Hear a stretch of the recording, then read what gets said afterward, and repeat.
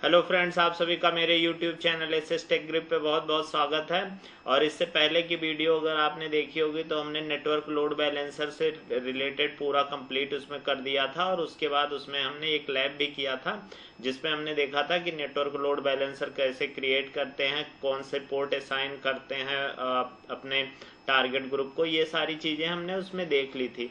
और अगर आपने ये भी देखा होगा कि जो लास्ट वाली वीडियो थी उसमें अगर आप एप्लीकेशन लोड बैलेंसर से कंपेयर करो तो बहुत बेसिक सा डिफरेंस आपको डैशबोर्ड में दिखा होगा। हालांकि डिफरेंस बहुत ज़्यादा होता है, बट अगर आप अगर लैब करते हो तो लैब में आपको सिर्फ वही पोर्ट का दिखता है कि हम उसमें जो है HTTP HTTPS लेते थे, और इसमें जो है TCP UDP और TLS का लेते हैं। बस इतना ही डिफरेंस आपको दिखता है, लेकिन डिफरेंस काफ़ी ज़्यादा होता है। तो ये बहुत इम्पोर्टेंट टॉपिक है, और बहुत ज़्यादा अगर आप इंटरव्यू वगैरह में जाते हैं तो बहुत ज़्यादा चांस है कि ये डिफरेंस पूछते हैं। इसमें एक दो डिफरेंस तो आपको बेसिक वाले पता होते हैं, बट जो मेन डिफरेंस होता है वो कहीं ना कहीं आपको अच्छे से आइडिया नहीं होता है, तो उसमें आपको इंटरव्यूअर फंसा सकता है। या अगर आप मान लीजिए सर्टिफिकेशन के लिए जाते हैं तो उसमें भी ये टॉपिक बहुत ज़्यादा इंपॉर्टेंट है। तो हम शुरू करते हैं। इसमें आपका एप्लीकेशन लोड बैलेंसर और नेटवर्क लोड बैलेंसर दोनों का हम डिफरेंस जो है वो सारे पॉइंट इसमें कवर करेंगे। करीब 10 से 12 पॉइंट होंगे जिसमें हम पूरा कंप्लीट कवर कर लेंगे कि क्या क्या डिफरेंस होता है। तो अगर देखो, आप सबसे पहले अगर आपको सुना होगा और सबसे ज़्यादा अगर कोई डिस्कशन होता है तो सबसे ज़्यादा आपको यही बताया जाता है कि जो ये है ये लेयर 7 पे एप्लीकेशन लोड बैलेंसर काम करता है, एप्लीकेशन लेयर पे OSI मॉडल के। और जो नेटवर्क लोड बैलेंसर है वो आपका लेयर 4 पे काम करता है, जो कि आपकी ट्रांसपोर्ट लेयर है। लास्ट वीडियो में मैंने ये भी बताया था कि अगर कभी भी नेटवर्क लोड बैलेंसर बोले तो आप थोड़ा रुक के सोच के बताना, क्योंकि ये ट्रांसपोर्ट लेयर पे काम करती है, नहीं तो आप फ्लो में नेटवर्क लेयर बोल दोगे। तो ये गलती ना करें। ये आपको तो डिफरेंस पता है कि ये लेयर 7 पे एप्लीकेशन लोड बैलेंसर काम करता है, और जो ये नेटवर्क लोड बैलेंसर है ये लेयर 4 पे काम करता है। दूसरा आप देखो, जो डिफरेंस होता है वो रिक्वेस्ट बेस्ड राउटिंग होती है, जो मैंने लास्ट वीडियो में एक बार बोला भी था आपको। पूरा उसको डिटेल से नहीं कर पाए थे क्योंकि हम नेटवर्क लोड बैलेंसर कर रहे थे। तो जो एप्लीकेशन लोड बैलेंसर होती है ये रिक्वेस्ट बेस्ड राउटिंग होती है, जिसमें आपकी सारी डिटेल होती है, जैसे होस्ट नेम और पाथ और हेडर, ये सारी चीज़ें। और इसमें जो दूसरा आपका होता है नेटवर्क लोड बैलेंसर में, इसके पास नहीं होता है। ये जो है नॉर्मल रिक्वेस्ट जाती है, तो इसमें रिक्वेस्ट बेस्ड राउटिंग नहीं होती है।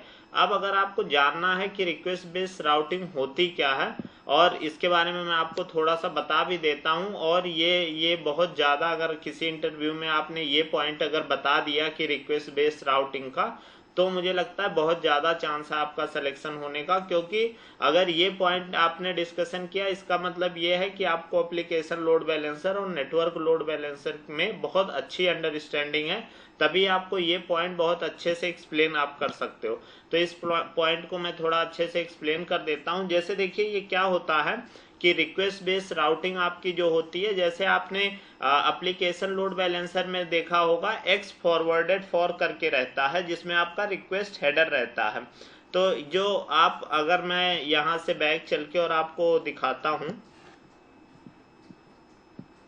यहाँ पे अगर आप आएंगे तो आप देखेंगे मैं आपके लिए पहले से एक क्रिएट कर रखा हूँ। तो यहाँ पे देखिए एप्लीकेशन लोड बैलेंसर, अगर मैं यहाँ पे ओपन करता हूँ और इसके एट्रीब्यूट सेक्शन में आता हूँ, एक लोड बैलेंसर मैंने पहले से क्रिएट कर रखा था। तो ये देखिए, इसके अगर एट्रीब्यूट में आप आते हैं तो अगर आप इसको यहाँ पे एडिट करेंगे, तो एडिट करने के बाद आप देखेंगे यहाँ पे ये एक्स फॉरवर्डेड फॉर हेडर है। ये जो आपको मैं अभी बता रहा था वो एक्स फॉरवर्डेड यही है। ये क्या करता है, जैसे आपका अगर मान लीजिए कोई क्लाइंट है आपके सर्वर पे आना चाह रहा, मान लीजिए आपकी वेबसाइट है या आपका कोई और बिजनेस है, या मान लीजिए आप किसी और, जैसे फेसबुक हुआ या किसी सोशल मीडिया साइट है, कुछ भी आपने बना रखा है, तो क्या होगा, तो देखिए उसको लोड बैलेंसर से क्लाइंट को मतलब नहीं है। क्लाइंट तो भाई बोल रहा है कि हम ये मेरी आईपी है और मैं यहाँ से एक्सेस करके आपके सर्वर पे पहुंचना चाह रहा हूँ, बट जो वो आईपी आ रही होती है उसको लोड बैलेंसर जो है इंटरप्ट करता है।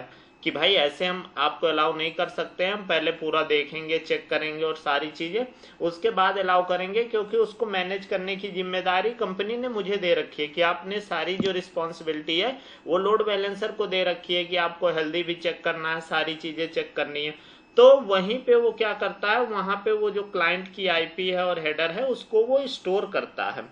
तो इसमें देखिए मेनली जो वो एक्टिविटी करता है वो 3 एक्टिविटी करता है। वो क्या होता है, एक अपेंड होता है, एक प्रिजर्व होता है, एक रिमूव होता है। अब अगर इनमें से कोई एक एक्टिविटी उसको आप सेट करते हो, जैसे यहाँ पे देखिए बाय डिफॉल्ट अपेंड सेट होता है, बाकी प्रिजर्व होता है, रिमूव होता है, आप वो भी सेलेक्ट कर सकते हो। अब ये तीनों क्या चीजें होती हैं मैं आपको थोड़ा थोड़ा बता देता हूँ। ये चीज जो है एप्लीकेशन लोड बैलेंसर में ही आपको मिलेगी, मैं अभी दिखा भी दूंगा। ये चीज आपको नेटवर्क लोड बैलेंसर में नहीं मिलेगी, कहीं ना कहीं ये आपके सिस्टम को सिक्योर करता है। अब देखिए सबसे पहले अपेंड में क्या होता है, बाय डिफॉल्ट अगर जैसे कोई रिक्वेस्ट आती है तो लोड बैलेंसर क्या करता है कि उसकी आईपी को जो है वो स्टोर करता है, और स्टोर करके उसमें अगर जो हेडर होता है उस हेडर को वो पास करता है सर्वर में, जो एक्स फॉरवर्डेड फॉर हेडर ये देखिए लिखा है। तो ये क्या करेगा, जो रिक्वेस्ट आई है उससे जो ये हेडर है ये इसको सर्वर को पास करता है। अब देखिए अगर मान लीजिए ये आया नॉर्मल मैसेज और उसमें आपका हेडर है, जो हेडर में आपकी सिंगल आईपी भी हो सकती है, मल्टीपल आईपी भी वो कंटेन कर सकता है, जो क्लाइंट की आईपी है, तो वो उसी को हेडर बोलते हैं। अब मान लीजिए कि अगर आपके पास रिक्वेस्ट आई और ऐसा आया जो आपके ओरिजिनल रिक्वेस्ट आई उसमें हेडर नहीं है, तो उस सिचुएशन में क्या करेगा कि यहाँ पे लोड बैलेंसर उस सिचुएशन में वो या तो एक नया हेडर क्रिएट करेगा, हेडर में क्या कंटेन होगी, क्लाइंट की आईपी होगी, अगर और डिटेल है तो वो भी ऐड करेगा, और मल्टीपल आईपी भी ऐड कर सकता है।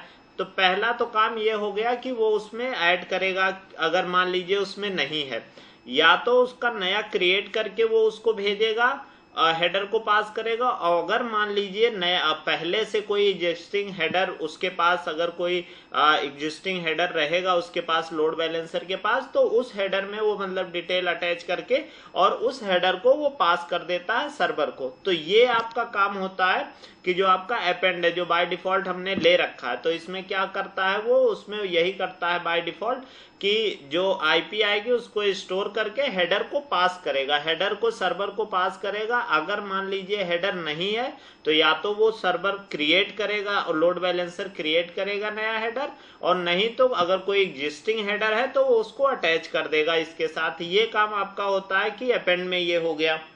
दूसरा अगर आपका होता है प्रिजर्व, प्रिजर्व में ये होता है जैसे आपको नाम से ही लग रहा है कि प्रिजर्व करना, जो चीजें आपकी है उसको उसी फॉर्म में रखना है। तो इसमें तो देखिए एक तरह से आपका मॉडिफाई कर रहा था कि अगर हेडर नहीं था तो हेडर ऐड कर रहा था, या अगर कोई एग्जिस्टिंग हेडर है वो यूज कर रहा था, नहीं तो क्रिएट कर रहा था।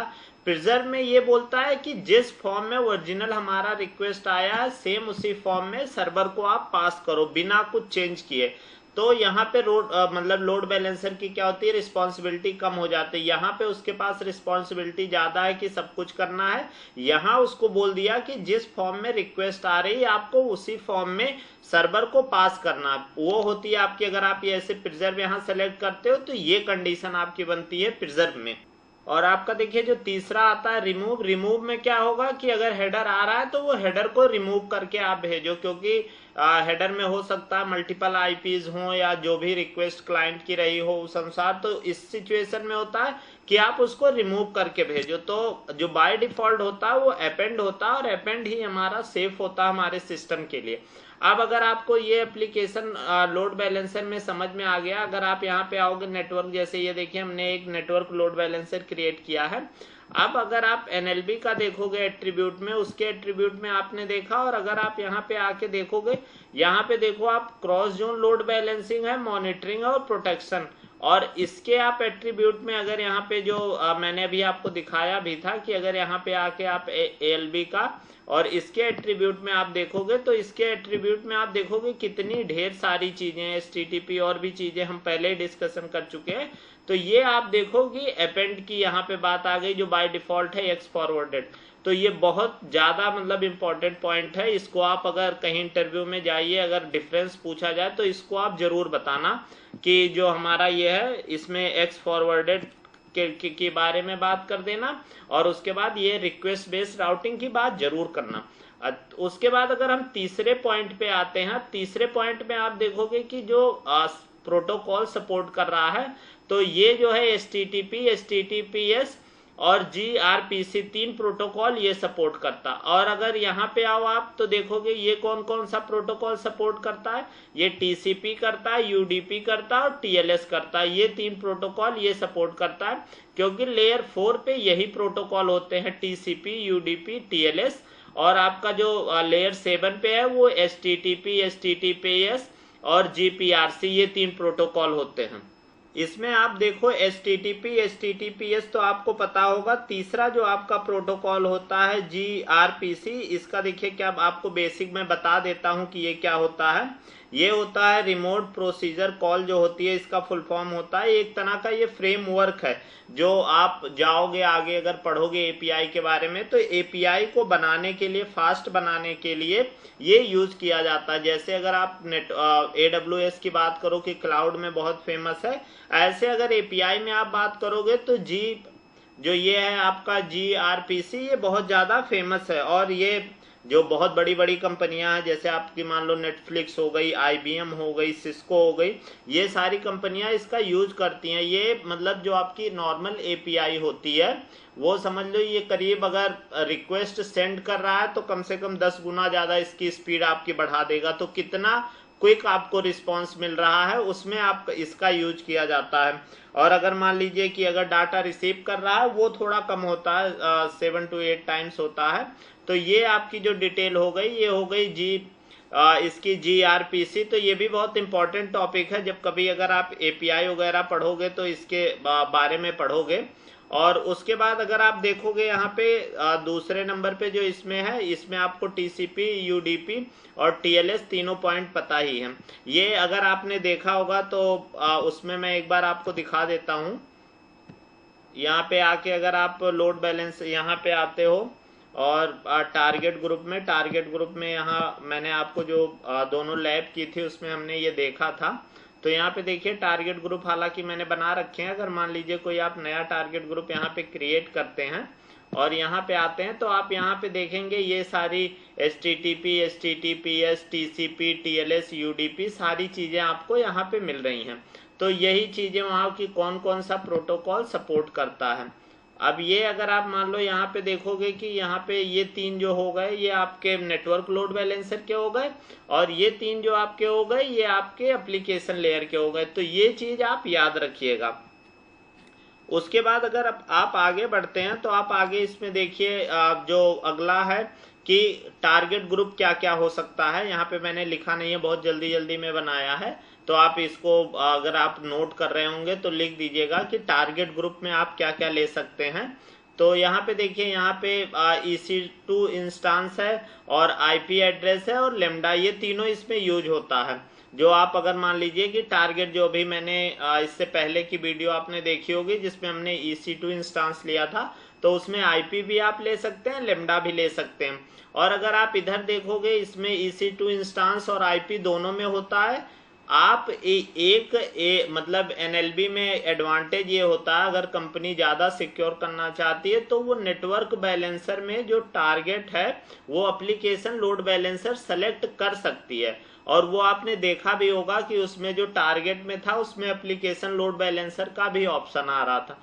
तो ये एक तरह से अच्छी सिचुएशन होती है कि आपको स्पीड भी मिल जाएगी और आपका सिक्योर भी रहेगा कि अगर आप उस पर वेब और कोई डिटेल लगाना चाहते हैं तो लगा भी सकते हैं।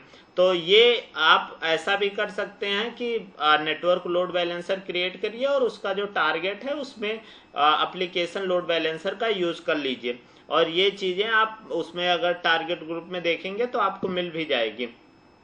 इसमें अगर आप देखोगे कि बाकी आपको IP और जो उसके बाद EC2 इंस्टांस है ये पता है। एक आपका अगर पहली बार सुन रहे होंगे तो आपको लेमडा लग रहा होगा। लेमडा जो होता है ये सर्वरलेस होता है, मतलब जैसे आप EC2 इंस्टांस क्रिएट करो, उस पर आप पाइथन मान लो इंस्टॉल करो, फिर आपको कोई कोड रन कराना हो तो आप उस पर रन कराओ।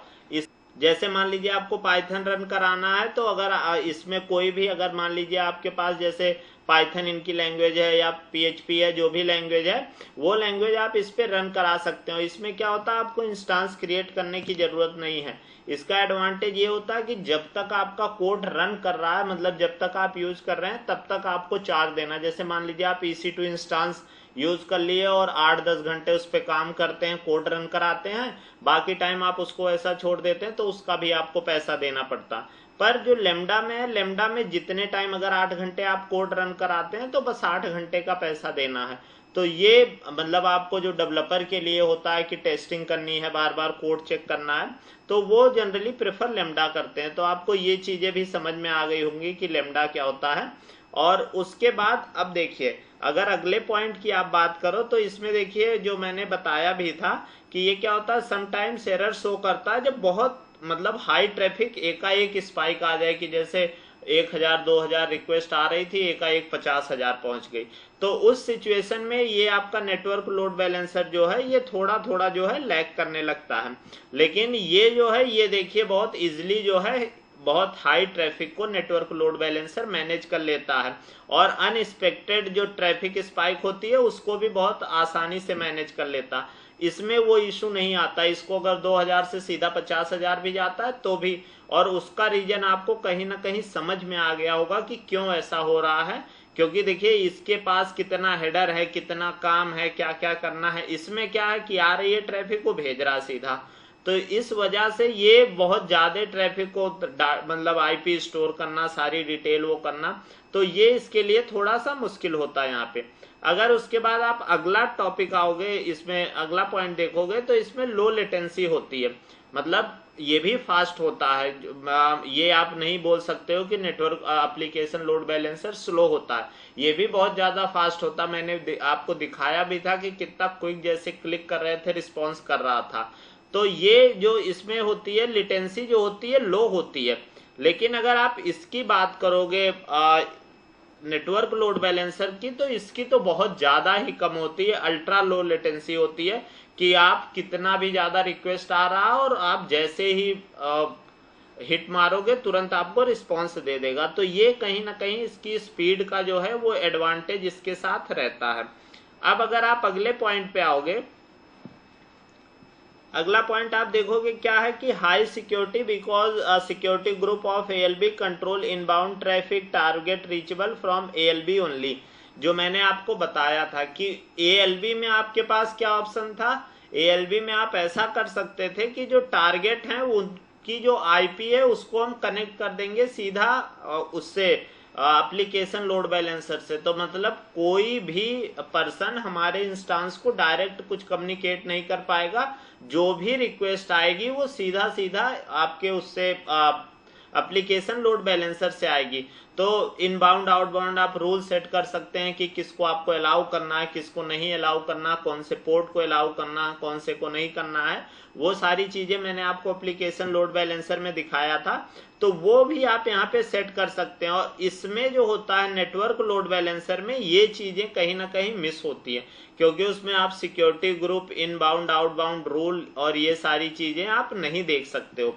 तो ये इसकी प्रॉब्लम मतलब रहती है। इसको मैं एक बार अगर आपको दिखा भी देता हूं कि अगर मान लीजिए आप यहाँ पे आ जाते हैं और ये मान लीजिए अगर यहाँ पे हम एक नेटवर्क लोड बैलेंसर आपको यहाँ पे मैं दिखा देता हूं। अगर EC2 इंस्टांस में अगर आप मान लीजिए नेटवर्क लोड बैलेंसर क्रिएट करने जाते हैं और आप देखो, अगर सबसे पहले हम यहाँ पे एप्लीकेशन लोड बैलेंसर क्रिएट करते हैं, तो एप्लीकेशन लोड बैलेंसर में आप देखोगे जो बाकी नेम और IP B4 और सारी चीजें, नेटवर्क मैपिंग जो है BPC और सारी चीजें रहेंगी। उसके बाद आप देखो यहाँ सिक्योरिटी ग्रुप आता है। सिक्योरिटी ग्रुप में यहाँ आपकी मतलब सिक्योरिटी सेट कर सकते हो कि कौन से पोर्ट को अलाउ करना, कौन से नहीं, या हम डायरेक्ट कर देंगे कि जो अब हमारे टारगेट हैं वो सिर्फ लोड बैलेंसर से ट्रैफिक लेंगे।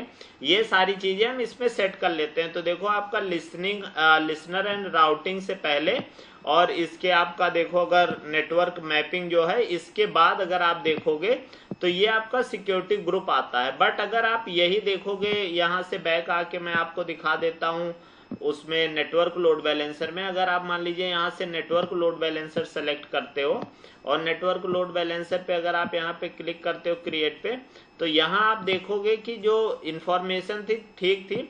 उसके बाद आप देखोगे कि यहाँ पे जो नेटवर्क मैपिंग थी, नेटवर्क मैपिंग के बाद आपका सिक्योरिटी आना चाहिए था, वो नहीं आया, सीधा आपका क्या आ गया, लिसनर्स एंड राउटिंग। तो ये आपकी कहीं ना कहीं जो सिक्योरिटी है वो इसमें अवेलेबल नहीं होती है। तो ये भी आप पॉइंट याद रखोगे। और ये जो पॉइंट है ये बहुत मेन पॉइंट है, इसको आप अगर डिस्कशन कहीं करते हो या किसी को बताते हो तो काफी अच्छा रिस्पॉन्स आएगा, क्योंकि सामने वाले को लगेगा, क्योंकि पोर्ट का और HTTP HTTPS का स्पीड का ये सारी चीजें लगभग सबको पता होती हैं। तो इसीलिए मैं आपको बोलता हूं, इसमें देखिए 2-3, एक आप ये लेमडा फंक्शन वाला अगर लेमडा वाला बोलेंगे तो ये भी काफी अच्छा होता है। एक आप रिक्वेस्ट बेस्ड राउटिंग, ये पॉइंट आप जरूर बोलिएगा, मैं इसीलिए बोलता हूं। और एक ये सिक्योरिटी का, ये 3 पॉइंट इधर हो गए जो आपको बोलने हैं, मतलब इसको तो आपको भूलना ही नहीं है, ये ध्यान रखिएगा आप। अगर अब इसी में हम और आगे बढ़ते हैं तो इसमें देखिए 3-4 पॉइंट और डिफरेंस के बचते हैं इसमें, वो मैं आपको बता देता हूं। इसमें देखिए जो मैंने जब नेटवर्क लोड बैलेंसर पढ़ा रहा था तो भी मैंने ये बताया था कि इसमें जो आप है स्टिकी सेशन सेट कर सकते हैं एप्लीकेशन लोड बैलेंसर में, बट नेटवर्क लोड बैलेंसर में आप स्टिकी सेशन को सेट नहीं कर सकते हैं। ये भी मैंने आपको डिफरेंस उसमें बताया था और एक बार और भी बता रहा हूं, तो आप इसको भी रिकॉल करिएगा। ये जो डिफरेंस है आप कहीं भी अगर जैसे YouTube पे देखते हो या अगर मान लो आप गूगल वगैरह पे सर्च करते हो, ये सब डिफरेंस आपको बहुत कम जगह देखने को मिलेंगे ऐसा नहीं मैं कहता हूं कि नहीं मिलेगा, क्योंकि मैंने अपने पास से नहीं बनाया है, ये है तभी मैं बता रहा हूं। तो इससे मतलब ये नहीं है कि मैंने डिस्कवर किया तो ये, लेकिन ये है कि ये जो है ये बहुत कम लोग बताते हैं। तो इन पॉइंट को मैं बोलूंगा कि आप इस पे ज्यादा फोकस रखो, और कोई पूछे तो सबसे यही पहले ये सब पॉइंट पहले बोलना शुरू करो, बाकी आप बाद में भी बोलोगे तो चलेगा। अगर आप बात करो कि डैशबोर्ड की, तो एक बार मैं आपको डैशबोर्ड में ये दिखा भी देता हूँ कि जो ये स्टिकी सेशन होता है ये आपका जो टारगेट में होता है वो कहाँ पे होता है। और हालांकि मैंने पहले की जो वीडियो है उसमें दिखाया था, उसमें हमने सेट भी किया था और फिर चेक भी किया था, लेकिन फिर भी एक बार मैं आपको दिखा देता हूँ। तो अगर आप यहाँ पे आके और बैक में करता हूँ और यहाँ पे आके अगर मान लीजिए आप टारगेट को सेलेक्ट करते हैं, जैसे देखिए मैंने एक जो है ये HTTP लिया है, देखिए आपका एप्लीकेशन लोड बैलेंसर का टारगेट है, और TCP लिया है, ये आपका नेटवर्क लोड बैलेंसर का टारगेट है। अगर देखना अलग से भी आप चाहते हैं तो एक नया टारगेट ग्रुप आप क्रिएट भी कर लीजिएगा, कोई इशू नहीं है। तो देखिए यहाँ पे अगर हम आप नेटवर्क लोड बैलेंसर की बात, एप्लीकेशन लोड बैलेंसर की बात करो, तो अगर आप एट्रीब्यूट में आओगे तो एट्रीब्यूट में आप देखोगे एक और बहुत इंटरेस्टिंग चीज है, वो मैं भी आपको दिखाता हूँ। वहां भी लोग बहुत ज्यादा कंफ्यूज होते हैं, तो कभी कभी होता है कि आपको इंटरव्यूअर कंफ्यूज कर सकता है। देखिए यहाँ पे अगर आप एडिट करोगे, एडिट में आप देखो यहाँ पे है स्टिकी जो आपका आया कि स्टिकनेस, तो आप अगर यहाँ पे इसको ऑन करते हो तो देखो आपके पास ऑप्शन आ गया कि आप कैसे करोगे। लोड बैलेंसिंग जनरेटेड कुकीज जो होती हैं एप्लीकेशन बेस्ड होती हैं, और उसके बाद यहाँ पे देखिए आपका टाइम आ गया कि जो मैंने आपको बताया था आवर में होता, मिनट में होता, सेकेंड में होता, हमने 10 या 15 मिनट रख के देखा भी था। तो वो सारी चीजें आप यहाँ पे सेट कर सकते हो जो आपका होता है एप्लीकेशन लोड बैलेंसर में। अगर आप यही पीछे आओगे और अगर मैं आपको नेटवर्क लोड बैलेंसर में दिखाऊंगा, नेटवर्क लोड बैलेंसर में भी आपको स्टिकी सेशन दिखेगा, पर आप देखो उसमें अभी मैं आपको दिखाता हूं उसमें क्या होता है, उसमें आप सेट नहीं कर सकते हो। तो ये चीज आप जरूर ध्यान रखिएगा। देखिए यहाँ पे स्टिकी सेशन है, ऑफ है, इसको आप यहाँ पे आके और नेटवर्क लोड बैलेंसर में यहाँ पे आके स्टिकी सेशन इसको ऑन कर सकते हैं। बट आप ये बात जरूर ध्यान रखिएगा कि उसमें आप सेट कर सकते हैं, इसमें आप सेट नहीं कर सकते हैं। और एक और चीज कि ये जो होता है आपका TLS उसके लिए तो होता ही नहीं है, बाकी आपका जो TCP और UDP है उसके लिए भी ये प्रॉपर मतलब एक तरह से इनेबल रहेगा, बट आप सेट अपने रिक्वायरमेंट के अनुसार नहीं कर सकोगे। जो मैंने आपको पिछली वीडियो में बताया था कि बाय डिफॉल्ट रहता है वो वही रहता है। जैसे देखो अगर आप यहाँ पे स्टिकनेस पे इन्फो पे कर दो तो यहाँ पे इन्होंने कहीं पे मेंशन भी किया, ये देखिए sticky session are not supported with TLS listener and TLS target group. अब टारगेट जो है हमारा तो क्रिएट होता है, तो यहाँ पे तो इन्होंने ऑप्शन दे दिया, पर ये देखिए इन्होंने लिखा है कि जो ये टीएलएस आपका होता है ये ट्रांसपोर्ट लेयर पे होता है, आपने उसमें सपोर्टेड में देखा होगा प्रोटोकॉल पे, तो उसके लिए इन्होंने मना कर दिया है कि ये स्टिकनेस काम नहीं करता। तो ये चीज आप ध्यान रखिएगा कि इनेबल हो जाएगा लेकिन आप उसको सेट नहीं कर पाओगे, बाय डिफॉल्ट रहेगा और टीएलएस के लिए तो काम ही नहीं करेगा। तो ये आपको डिफरेंस समझ में आ गया होगा, इसीलिए मैंने देखिए सेट की बात लिखी है, ये नहीं लिखी है कि होता ही नहीं है। ये चीज आप ध्यान रखिएगा कि आप सेट कर सकते हो, इसमें सेट नहीं कर सकते हो। और उसके बाद अब आप देखोगे उसके अगर अगले पॉइंट पे हम बढ़ते हैं, तो इसमें जो मैंने बताया भी था पिछली वीडियो में भी लगभग सारी चीजें मैंने बता भी रखी थी उसमें, कि वेब एप्लीकेशन फायरवॉल जो होता है उसमें अप्लाई हो सकता है एप्लीकेशन लोड बैलेंसर में। आपका मान लीजिए AWS का है या आपने अलग से भी वेब एप्लीकेशन ले रखा है फायरवॉल, तो वो अप्लाई कर सकते हैं, बट नेटवर्क लोड बैलेंसर में आप नहीं अप्लाई कर सकते हैं। वो भी मैं आपको अगर यहाँ पे दिखा देता हूँ, अगर आप यहाँ पे आएंगे, जैसे देखिए आपका नेटवर्क लोड बैलेंसर में है, इसमें इंटीग्रेशन का सेक्शन होता है, ये देखिए है इंटीग्रेशन के सेक्शन में आप आएंगे, यहाँ पे देखिए इन्होंने दिया हुआ है कि AWS वेब, तो यहाँ पे जो है यहाँ पे आप अटैच कर सकते हैं। ये देखिए है the load balancer is not integrated with AWS web, तो इसमें नहीं है। तो अगर आप चाहते हैं लेना तो क्रिएट करके यहाँ से आप ले सकते हैं। ये इसमें बात हो गई। अगर आप यही नेटवर्क लोड बैलेंसर में देखेंगे तो अगर आप इस पे इंटीग्रेशन में आते हैं तो देखिए इंटीग्रेशन में कहीं भी ऑप्शन आपको वेब का नहीं दिख रहा है।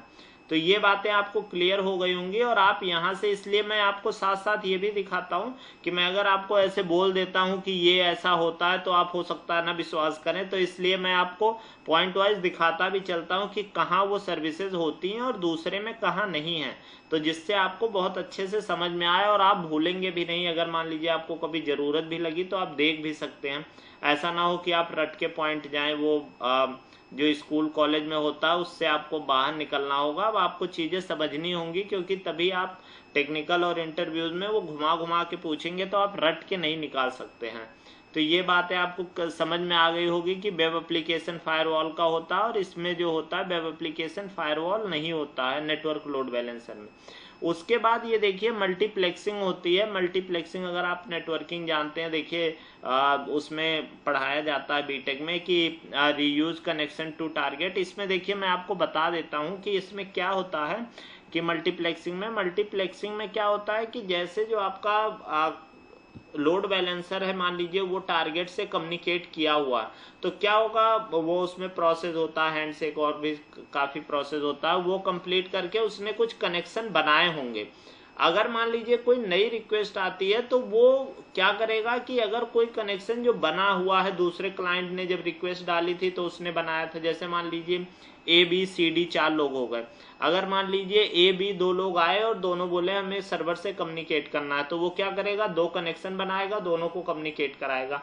अब मान लीजिए थोड़ी देर बाद A का था, जैसे मान लीजिए वो फ्लिपकार्ट पे आया, उसको सामान खरीदना था, वो खरीद के 5 मिनट में चला गया, पर वो भी कनेक्शन बना हुआ भी। जैसे ही C अगर आता है तो वो क्या करेगा, नया कनेक्शन नहीं बनाएगा, वो क्या करेगा कि जो कनेक्शन बना हुआ है वो कनेक्शन उसको दे देगा। और अगर फिर मान लीजिए उसके बाद D आता है तो अब दोनों यूज हो रहा है, तब वो नया कनेक्शन बनाएगा। और नेटवर्क लोड बैलेंसर में क्या होता है, नेटवर्क लोड बैलेंसर में वो कनेक्शन हर बार नया बनाता है, तो उसमें यूज नहीं करता। तो इसीलिए बोलते हैं कि जो एप्लीकेशन लोड बैलेंसर है वो मल्टीप्लेक्सिंग का यूज करता है, बट जो नेटवर्क लोड बैलेंसर है उसमें मल्टीप्लेक्सिंग नहीं होती। तो ये भी बहुत अच्छा डिफरेंस है, ये भी आप ध्यान रखिएगा। और उसके बाद देखिए जो इतनी चीजें आपको समझाने के बाद ये तो समझ में आ गया होगा लास्ट में कि जो इसकी जो एप्लीकेशन लोड बैलेंसर की स्पीड होती है वो हाई होती है, मतलब लो आप नहीं कहोगे, हाई होती है, लेकिन इसकी जो होती है एप्लीकेशन नेटवर्क लोड बैलेंसर की, उसकी स्पीड जो होती है वो बहुत हाई होती है। तो ये आपको 10-11 पॉइंट जो आपके थे, जो मुझे लगता है कि जो बेसिक के बाद जो डिफरेंस आपका होता है, इसमें 3-4 पॉइंट ऐसे थे। बाकी मैं आपको एक बार बता देता हूं कि कहीं भी आप जाओगे तो ये स्टिकी सेशन का जरूर बोलोगे, वेब एप्लीकेशन का जरूर बोलोगे, मल्टीप्लेक्सिंग का डिफरेंस जरूर बोलोगे।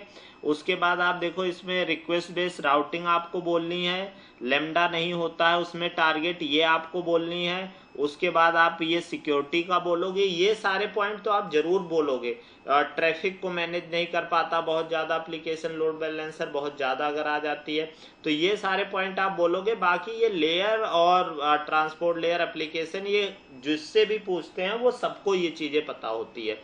तो ये सारी इसमें इतनी डिटेल रही। तो उसके बाद अगर आप और इसमें करना चाहते हो तो आप इसमें ग्रुप क्रिएट करके और टारगेट ग्रुप और लोड बैलेंसर वो आप देख लेना, और उसके बाद आप उसमें सारे पॉइंट, बल्कि मैं तो आपको ये रिकमेंड करूंगा कि आप नया एक टारगेट ग्रुप अलग अलग बनाना दोनों, और 2 लोड बैलेंसर बनाना।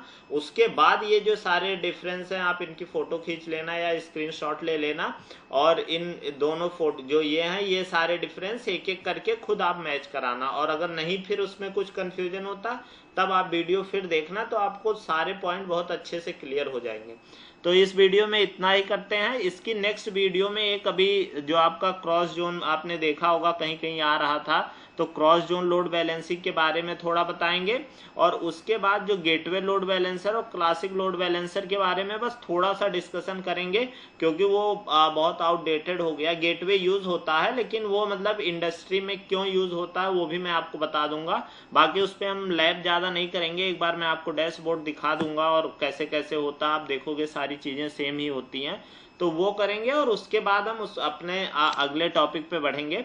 तो इस वीडियो में इतना ही। आप अपना बहुत बहुत ध्यान रखिए। Bye bye, take care, keep learning.